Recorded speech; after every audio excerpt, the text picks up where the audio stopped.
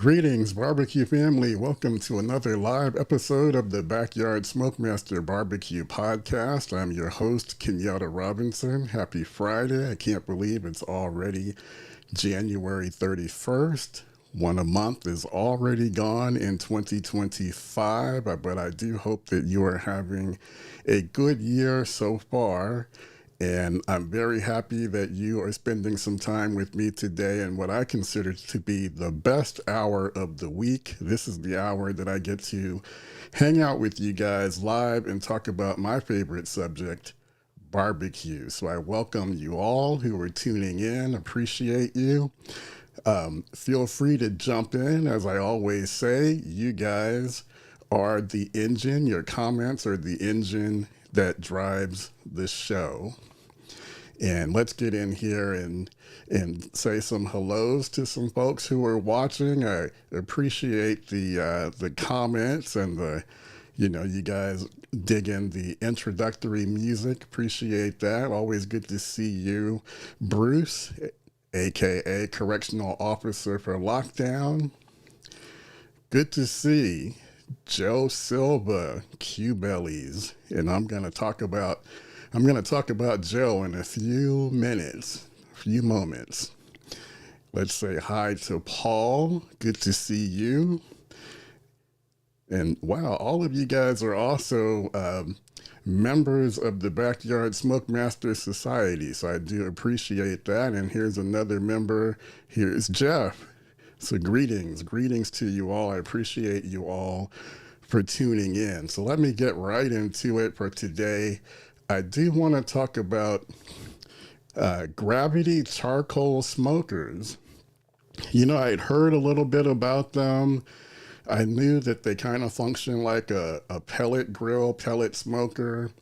You know, they've got kind of the same electronics, easy temperature control, but just had not seen one up close and personal until this past weekend. And so this past weekend, let me tell you guys about that.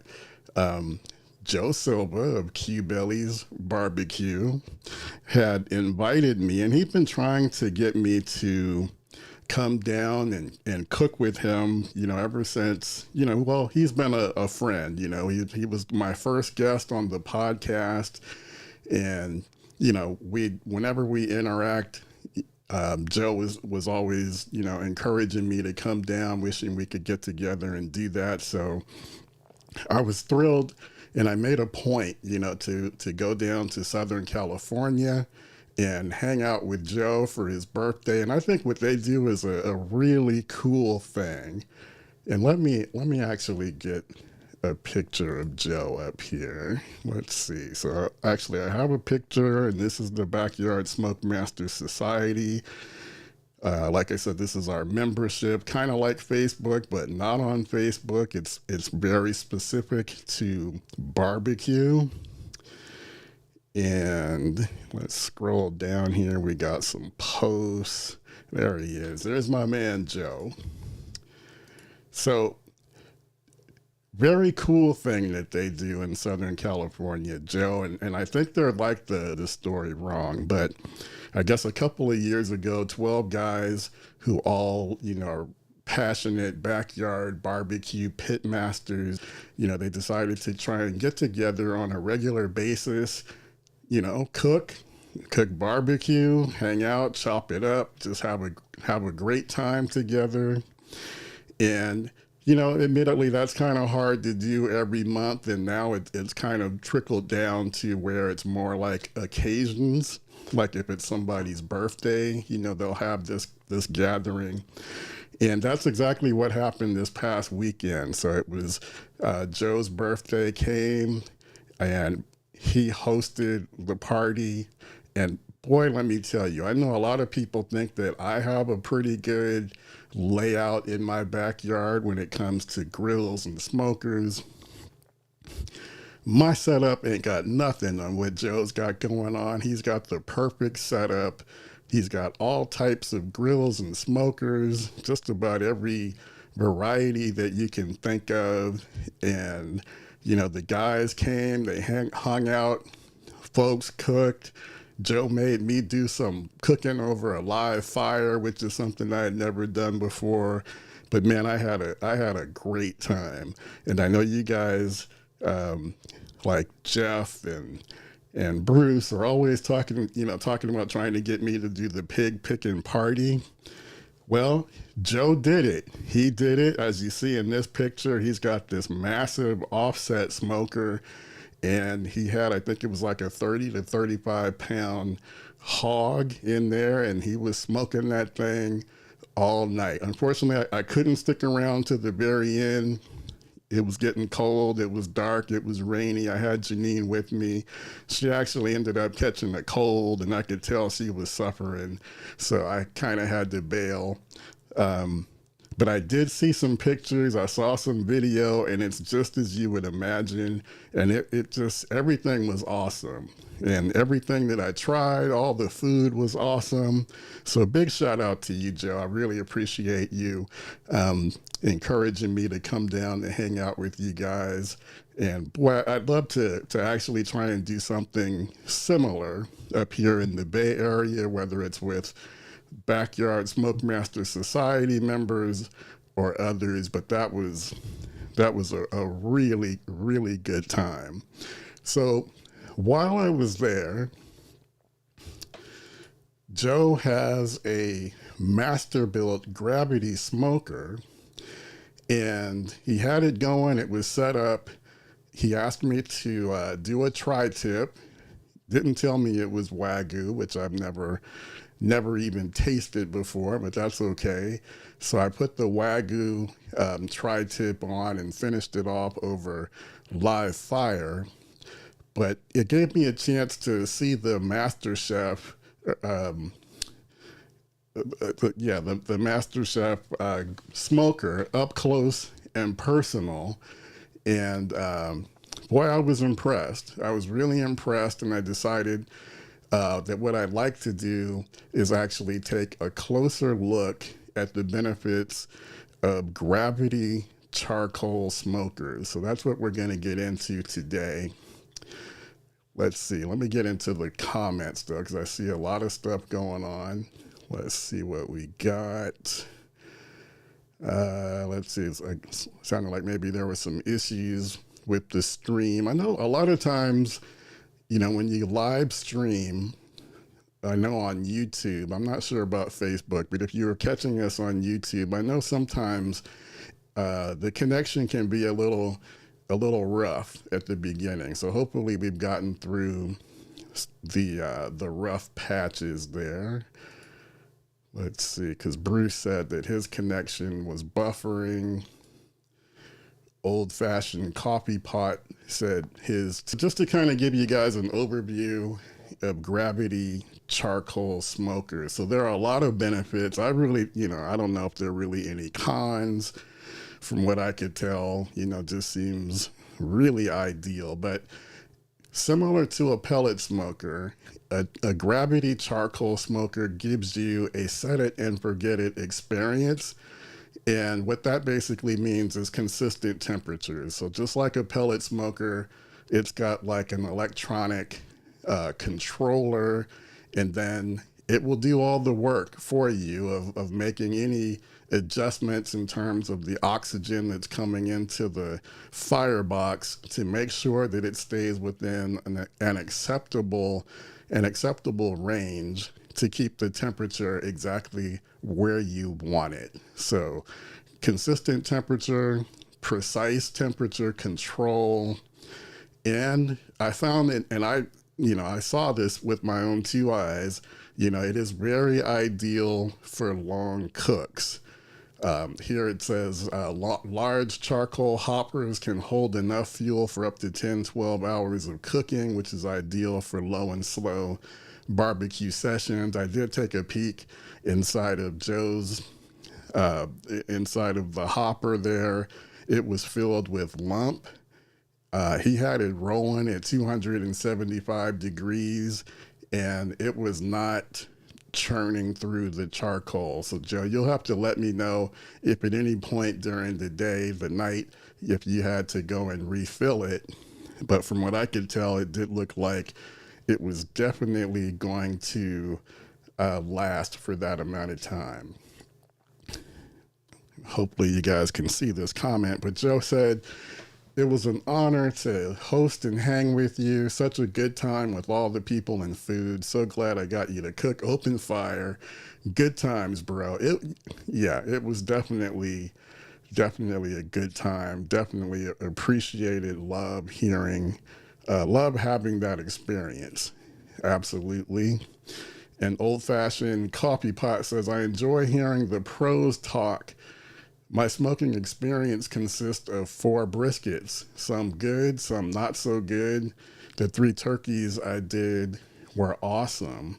Well, first, I thank you for tuning in, Old Fashioned Coffee Pot. Don't be a stranger. This is what we do on Fridays, same time, same place. Every Friday, we just get together and we like to chop it up and talk about barbecue. You guys in the comments might have some tips for Old Fashioned Coffee Pot when it comes to briskets. I mean, brisket is, the king. Brisket is king, I think, when it comes to barbecue, at least in terms of the experience, right? Because it kind of forces you to, take advantage of all of your skills, fire management, control. It's a super long cook, so that requires some patience, some decisions you have to make throughout the process about when to wrap, whether to wrap, when to spritz, what to spritz with. Are you going to wrap with butcher paper? Are you going to wrap with aluminum foil? Or maybe you're going to do something in between, kind of like the foil boat method, which kind of gives you aluminum around the base of the brisket, but leaving the top uncovered, kind of gives you the best of both worlds. So lots of options, lots of things come up when doing a brisket. But let's keep this going. Okay. So with Gravity Smokers, again, some more benefits. Versatility. Well, let me get rid of that. Okay, versatility. You can do smoking, grilling, searing. They can, in addition to being great for low and slow, most of them do reach hot enough temperatures to allow you to do some searing, steaks or burgers, in addition to low and slow smoking. And some models will even give you the opportunity to add on, get some add-ons like griddles for even more versatility. Wide temperature ranges, so again, you can go super slow, low and slow. You can do things like delicate fish at low temperatures, or you can sear your steak off at high temperatures, all in the same smoker, which I think is pretty similar to what we've seen with the progression of pellet smokers through the years.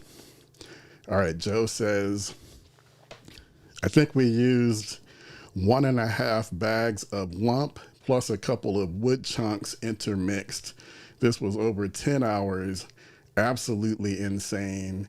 I highly recommend the Master-Built Gravity Series 1150. Okay, and I am going to show some of the Master-Built smokers that are available. So I couldn't remember which model that Joe has, so it looks like it's the 1150. And I think the 1150 refers to the amount of the cooking square inches. So I think that means it has 1,150 square inches. All right. Now, in the Backyard Smokemaster Society, yeah, I did show off some pictures of the food, the video. Of course, this was legendary. The pastrami, what was it? It was, I think it was, I want to say short rib. I think it was like a short rib pastrami chili dog with all the fixings. Man, that thing was good. And yeah, it was good. So I'm sorry, you guys. The best I could do is just kind of show off the pictures in the video. That's the best I could do. But it was truly awesome. Okay, now I think this is one of the best benefits about gravity charcoal smokers is that you're using real charcoal. So you get, the same ease of cooking experience that you get with a pellet smoker. But, even though pellet smokers have come a long way, the technology has advanced over the years and they're getting fancier and fancier. There's still one thing that a pellet smoker will never be able to compete with a charcoal-based smoker in that smoke flavor. Now, you guys know I do have a relationship with Smoking Pecans, and, go to smokingpecan.com. I think my affiliate link is Backyard Smoke. It's either Backyard Smoke or I'm pretty sure it's Backyard Smoke. But anyway, if you want to try it out and get a discount, holler at me and I'll give you the exact code because I can't remember off the top of my head. And it does give, because it's made with authentic, the shells of pellets. So it does give more of the smoke than what you get with kind of like everyone else's pellets. But that being said, it still cannot match, the authentic smoke flavor you're going to get, when cooking with charcoal and, like Joe said, intermingled with wood chunks.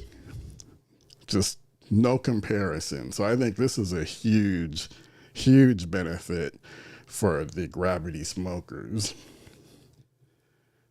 Okay, and then as we talked about, fuel efficiency is another big benefit, like I said, and like Joe can attest, these things are not motoring through the charcoal at all. Very efficient, and they do go, your charcoal will go a long way. Okay, let me see. Let's get into some more of these comments before I get too far behind. So Old Fashioned Coffee Pot responding to Jeff says that it's his only smoker. Kind of looks like R2-D2 having a meltdown when it's rocking. So I kind of missed it. Are we talking about, do you have a charcoal gravity smoker, or are we talking about a different type of smoker? I missed that part. Let's see. Okay, Joe confirms that his says that, his master built is 1,150 square feet. All right, we're still talking about that chili dog, which was legendary. All right, now Joe says it was even better. That's right, with his mustard sauce. That's right. That's another thing, guys. So Joe is not just your average backyard pit master. This man is an entrepreneur. He's doing it from all aspects. He's got his catering truck now. He's doing jobs. So if you're in the Southern California area, definitely look up Q Bellies. Got a wonderful Instagram site. Joe has a fantastic rub. His jalapeno rub is off the hook, outstanding. I've tried it with my chicken. As a matter of fact, I saw another reel. I think Joe was doing this reel is probably old, but you had a spatchcocked chicken, you had your jalapeno rub, and then I think you finished it off with another guy that was there. He gave me his barbecue sauce. It was like a chipotle barbecue sauce, and I need to make that because it looked absolutely fantastic. So anyway, if you really want to get inspiration on your barbecue, check out Q Bellies, guys. Check him out. Okay, Old Fashioned Coffee Pot says, where I live, beaked hazelnut grows thickly, and his best turkey was smoked with hazelwood chunks. Okay, now that's a first for me. I have not heard. I'm really not familiar with hazelwood chunks, but that is good. Love when you're able to do kind of like your own, put your own twist on it, right? Because most of us are out here smoking with, oak chunks or hickory, pecan, kind of your more, cherry, apple. But yeah, if you're able to get, kind of like a different type of chunk like hazelwood, I mean, I think that, smoke basically is another ingredient. So that gives you a unique ingredient, another unique flavor. So definitely kudos to you on that. All right. Let's see. Okay. Kind of feel like we talked about this, but yeah, ease of use and, like in this photo. So just like pellet smokers, you can control, I mean, this isn't something that I do, but for the guys that, where this, attracts them, you can control your gravity charcoal smoker with your phone. For me, just being able to punch in the temperature right there on the smoker is good enough for me. But yeah, so that's another attraction is, the mobile, the ability to connect, the mobile connections. That's another big attraction. Easy cleanup, ash and grease management is typically pretty straightforward. All right, so consider a gravity charcoal smoker if you want the convenience of a pellet grill with the authentic flavor of charcoal. You'll enjoy long smoking sessions without constant monitoring. If you want a versatile cooker that can handle a variety of cooking styles, if you appreciate the flavor and tradition of cooking with real charcoal, to me that's a huge plus. So keep in mind, though, that gravity charcoal smokers can be more expensive than traditional charcoal grills, as we've talked about a lot, especially if you're first getting started. You can pick up a Weber kettle, $150. You might even find one, like on Craigslist or OfferUp, where you can pick one up at a even less expensive price, maybe $50, $60. So, the entry into barbecuing with charcoal smokers doesn't have to be high, and you can do it with great quality. But here, I think the additional investment that you might put into a gravity charcoal smoker is well worth it, because you're paying for the technology and the ease of use. Like I said, it's doing all the work of keeping that temperature under control for you. So those are some benefits. So from what I can tell, I think right now, Masterbuilt is definitely one of the main companies that you would look at if you wanted to get a charcoal gravity smoker. So let me get into this here.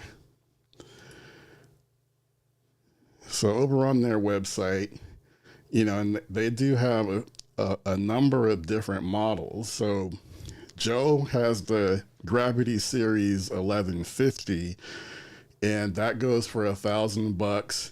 And Masterbuilts are, I think they're typically, you can find them, at Ace Hardware, not Ace, well, maybe Ace Hardware. Actually, I meant to say Home Depot, Lowe's. I know that they are frequently found there, maybe even over on Amazon. Of course, you can also order direct from Masterbuilt. And, this podcast is not sponsored by Masterbuilt. I'm just excited. I liked what I saw. And here's the thing. Okay, so Joe has the 1150, and I honestly thought that maybe he had one of these larger ones because it felt like it had plenty of cooking space, plenty of cooking real estate, because they've got some larger ones. They've got this XT. I'm not sure how big that is, but that one's $1,500. So they've got the 600. So maybe that's the entry level one over here for $700. So they've got a pretty good variety of choices, that you can select from. So you can get in, and, have some good options. All right, let me jump back in here into these comments because you guys got it going in the comments, which I do always appreciate the community that we're having, in the podcast. So love to see that. And like I said, if you want to take that experience to another step, because the party doesn't have to stop when the podcast is over. You can jump on over into the Backyard Smoke Master Society, and you can do that by going to backyardsmokemaster.com/society to get more information about how to join. Basically, you can get in and, really level up your barbecue discussions with the community, talking about grills, smokers, recipes, getting inspiration, get motivated. We have monthly virtual meetups, which are a lot like the podcast, except think of it more like Zoom, where we all can turn on our cameras and, see each other, hear each other, show off what we're cooking if we want to. So it's just a great time, and you can get in for the cost of a couple of coffees. We're not talking an exorbitant amount. So if that's something that interests you, would love to see you in the society. But okay, let's see. Now getting back to what I was talking about with Q Belly's rub. So here's a testimonial from Jeff, who said that jalapeno rub is great. One of the best I've tried on chicken and turkey. And Joe says he hasn't tried it with turkey yet, but I'm pretty confident that it would go outstanding with turkey as well. And also check out Q Belly's mustard sauce, because Jeff says it's great on sausage and pepper sandwiches too, not just gourmet hot dogs. All right, let me get into this. Okay, so Joe says, I'm throwing that 288-gallon smoker on a trailer soon. Plus adding a Santa Maria with a wood box and a spot for a generator food warmer. This will be for festivals and such. Man, that is so cool. What I love is that, when I first met Joe, he had just decided, that he was going to go and do this for a living full time. And it's just been fantastic watching the progression, and that it's going well. And, Joe is reinvesting in his equipment, and like the sky's the limit. The sky's the limit. So that is awesome. Totally fantastic. Really appreciate it. Okay. Bruce, correctional officer for lockdown, says Lone Star Grills makes an awesome gravity charcoal smoker with water ports. Do water pans really make a big impact on charcoal gravity fed smokers? Now, I'm not sure. I know the idea behind having a water pan is that you're adding some humidity to the inside of your cooking chamber. I know, using a water pan like with a Weber Smoky Mountain is very common. I mean, that's pretty much the way it's designed. So I would imagine that it probably does make a difference. I'm sure. I mean, obviously you can go either way. So I don't know if anybody else who's watching has any experience with the gravity charcoal smokers and cooking with water. Now, I had not heard that LSG makes a gravity charcoal smoker. Now, I know they have a pellet smoker, so I'll have to check that out, because that's, they make outstanding smokers. So that sounds pretty interesting. Okay. So again, Masterbuilt, they definitely have a variety of different sizes that you can pick from. So definitely something to fit every budget. Now let's see. Okay, I thought I had it queued up and ready to go, but I guess I didn't. All right, so the other really popular or well-known gravity smoker manufacturer would be Myron Mixon Smokers. And of course, he's well known for his water-based smokers. So I don't know if his gravity smokers, if they have a water feature. But as you can see here, his are kind of like next level, right? Because we're talking, 6,000, 7,000, 5,000, 10,000, all the way up to $13,000, to get one of his gravity smokers. So let me just take a look at this one here. That's $5,000. Military grade insulation, stainless hardware. It says it can hold 12 pounds of charcoal in the chute. Double sealed fire door. Yeah, removable water pan. So true to kind of what he's known for. It has a water feature and a slam latch door, integrated wire port. So I know that's outside of, that's going to be outside of my budget. I think if I get a gravity charcoal smoker, I'll be looking at one of those master builts. And like Joe has that 1150. So that might be the sweet spot for sure. All right, guys. So let me know in the comments. Like I said, I got pretty excited, seeing the master built in action. Definitely impressed. Like, I have 2 pellet smokers. Love them. Love the ease, the convenience, on a weeknight, after working all day, being able to fire up the pellet smoker for an easy cook. And then there are just some things I like to do on my pellet smoker because, it does all the work of keeping the temperature for me. One of the first things I taught myself was to do smoked bacon, and we're talking like perfectly rendered out bacon, and that's pretty easy to do on a pellet smoker.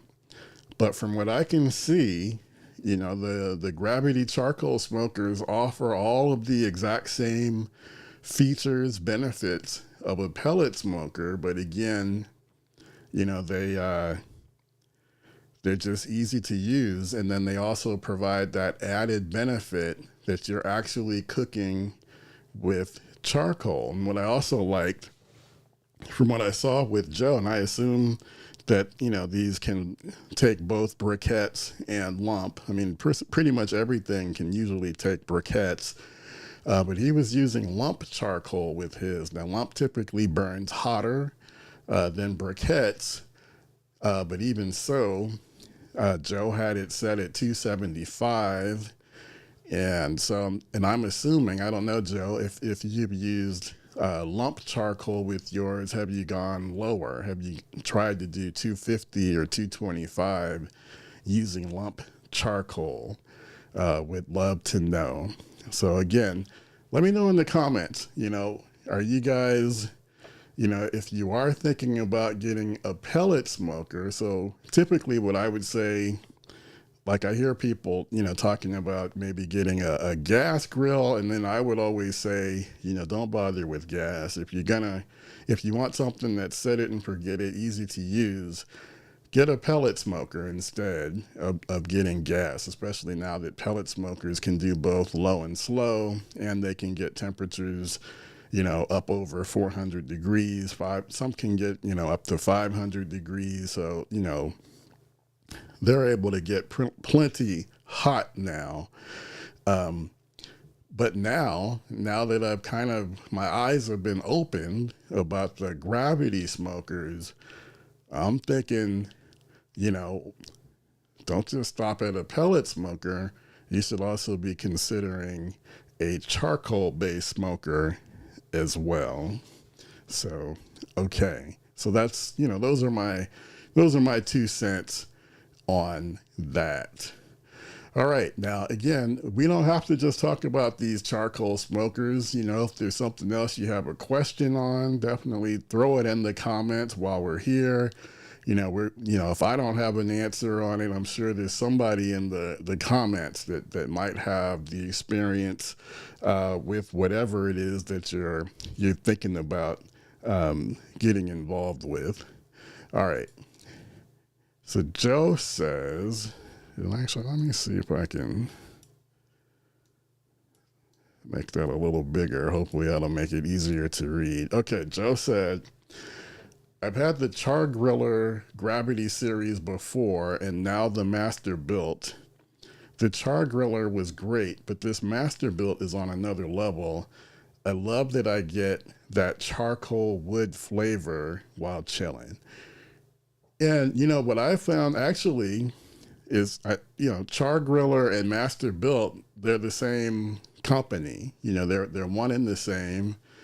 And from what I can tell, at least when I went on the Char Griller website, seems like they're kind of seeding, their experience, or they're seeding their position with gravity smokers to the Master Built side. At least that, from what I could tell, kind of seemed like they're not pushing as many. Like, I think this one right here, the Gravity Fed 980, I think this might be the only gravity charcoal smoker that Char Griller still sells.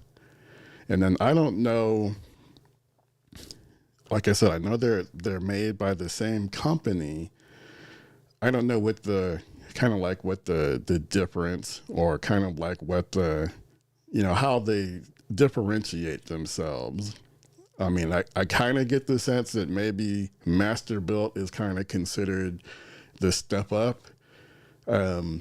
Not sure. Kind of like in the truck world, you've got the Chevy Silverado, and then you've got the GMC Denali, Sierra Denali, which kind of seems like you get kind of more electronic, technological bells and whistles, a little more of a step up on the GMC side. So I don't know, maybe it's kind of similar with the difference between the Char Griller and the Master Built. I'm sorry, I thought I was screen sharing. So here it is. So the Gravity Fed 980 charcoal grill. So this one's $800 from Char Griller.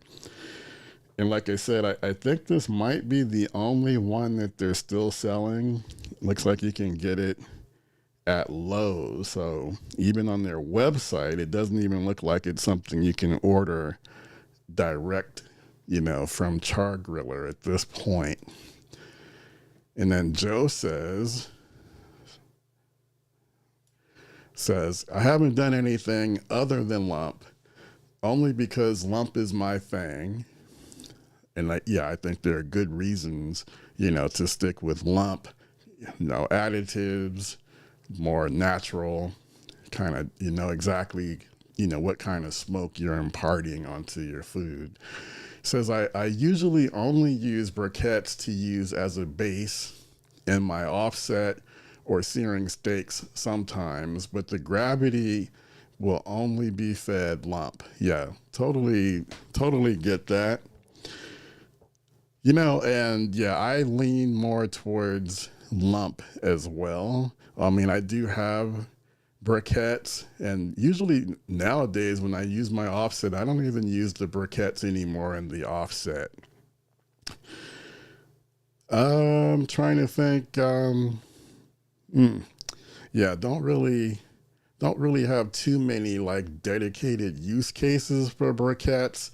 I just still have a lot of it in my garage, so from time to time I'll use it because I do want to use it up. Okay. Bruce says, is searing possible with the Master Built smoker? So again, based on my understanding, I think they probably can handle searing because they do get pretty hot. But let me go back. Let's see. Masterbuilt Gravity Series. Let's go straight to the 1150 that Joe has. Okay, and then, yeah, it says here it has the power to sear at high heats up to 700 degrees, and then it says you can do low and slow to 225 degrees. So, yeah, like I said, it seems to be able to accommodate, both cooking styles. Absolutely. You can go hot and fast. You can go low and slow. Yeah, and Joe says, yeah, it does go pretty high for a sear. Now, speaking of sear, so let me get back to, when I was over at Joe's and he had me out there over that live fire. And I know Joe is a live fire cook. Let's see. I think I had a picture, and he had just got that live fire up and going. Here's some more pictures. There's Porky on his way. There's his, what is it, 225 gallon offset smoker. Oh man, okay. Well, I can't remember. I don't know where I stuck those pictures. I could swear I posted some pictures of myself over the live fire. But anyway, it was rip-roaring hot. I mean, I think it was probably going like 700 and something degrees. And now here where I'm kind of going to put myself out on blast, because Joe knows, and I've talked about it on the podcast. This is just kind of how I grew up. I'm a well done guy. I like my steaks well done. I know that's sacrilege to a lot of you. I think that's probably why I usually do fillets, because I think even a well done fillet is going to be super tender. Take my word for it. It is true. I know you'll never try it. But yeah, so that was the thing. Rip roaring hot. But, Joe gave me great advice, said, just go with your instincts, don't worry about the temperature and all of that stuff, just sear it until it looks the way you want. And that's what I did. I mean, I don't think too many people were complaining. It might have gone a little bit over, but no, I thought it turned out great, and what I appreciated the most about the whole experience was it just got me fired up. It's the inspiration, it's being around other folks who really love to barbecue, and it just, it got me fired up. And the inspiration and all of that is really what I'm hoping to do here with the podcast. So I really appreciated it. Okay, so Joe says, giving us some more tips from who I now consider, my barbecue Obi-Wan Kenobi Yoda. So Joe says, I like getting briquettes super hot, laying them down, and then tossing some splits over them. Gets the fire going real quick. Yeah, maybe I'll go back to that. When I first got my offset smoker, that's pretty much what I was doing. I was using briquettes initially, but then I just, because I do like lump charcoal, I started to use lump, probably because I was thinking I wanted to get my small fire hot so that I could get these splits going, and you want to get them, burned down, the initial ones, burned down into coals, and you want to get that clean smoke. But now the more I think about it, it probably does make sense to use briquettes at the start. So I do appreciate that. I think maybe I'm going to have to play around with that, using them to basically help get that fire going. And I think another benefit of using briquettes, briquettes don't burn as hot as lump does. And so that'll help, especially like in the summertime, making sure that you're kind of gradually building that heat in the firebox. And because usually when I use my offset, I'm thinking I want to use it for low and slow, and I like to keep the temperature, no more than 250 on average. And I think that would actually be easier to do if I got my fire started using briquettes. So I don't know. I'm just kind of thinking out loud here. Okay, Joe confirms, his offset smoker, 288 gallons. Yeah, that's a bad boy for real. And that was another thing, a part of my inspiration. I have the Lone Star Grill's 20 by 42, which is basically it's a small offset smoker with a small firebox.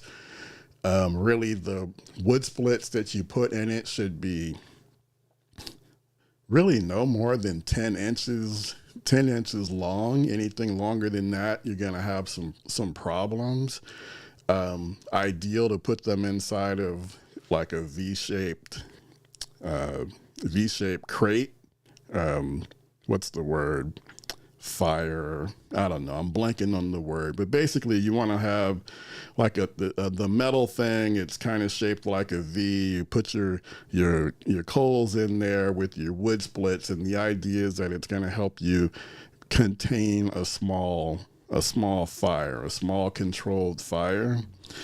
But what I saw with Joe's 288 Beast here is consistently throughout the day, when he added splits, he was still getting a clean, thin blue smoke, almost invisible. At no point, did it look like that smoke was coming out, kind of like a gray, a dirty smoke.